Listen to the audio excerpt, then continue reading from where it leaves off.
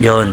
Ito yung part 2 namin na ano na pag-akyat doon sa may bundok. Yan. Akyatin natin yung bundok na yan. Naglalakad tayo dito. Yan, kasama natin yung si Jacob. Pupunta natin yung bundok na yun.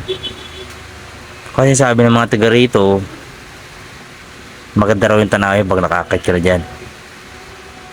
Kaya pupunta natin yan. Ayan yung bundok na yan. Medyo paggabi na kasi na ito. Langaning oras na kami nakaalis. Kasi nakita nyo naman yung paligid, di ba? Parang padilim na. Siguro mga 5:30 to. Yan, ito yung makikita nyo doon bago kayo makarating sa ilog yan. Yung picture muna kami dyan. Bago kami umakyat. Ang ganda ng tanawin. Doon kami nakapwesto sa likod ng bundok na yan, no? Sarap yan. Yan, naglalakad kami dito packet. Di na mahirap umakyat dito mga kamoto. Kung mabilis kayo maglakad, nagbe-vape lang ako nito kaya hinihingal ako eh. Kung medyo mabilis kayo maglakad, mga 20 to 30 minutes siguro sa tuktok na kayo. Saka may mga baitang na dito. Saka napansin nyo ba yung bundok parang wala nang wala nang mga puno-puno. Nasunog daw to yung mga nakaraang taon. Dahil sa may nagsiga dito ng mga turista, tapos hinangin na sunog tuloy yung buong bundok.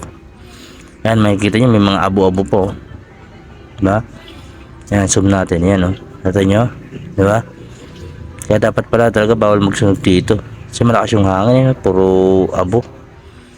Yan, nakita nyo naman pag-akyat, diba, may mga hagdanan na inayos na ng mga ng talisayin na mga taga talisayin para kung may aakyat hindi na mahihirapan. Saka walang bayad dito yung pag-akyat, hindi katulad sa iba na aakyat ka may bayad pa. Ito libre. Ganda ng tanawin mga boss.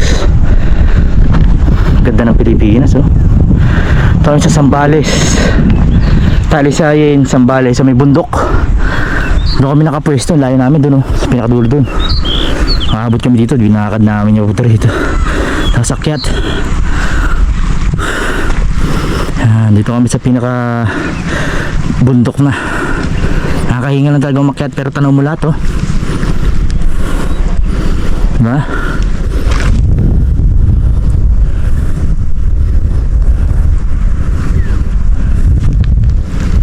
Yun.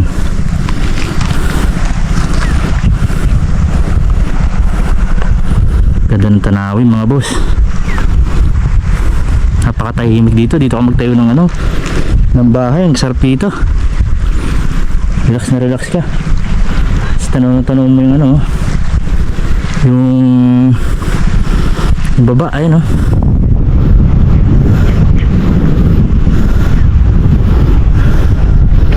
dito ko na muna tapusin to mga kamoto. Salamat sa panonood mga boss. Thank you.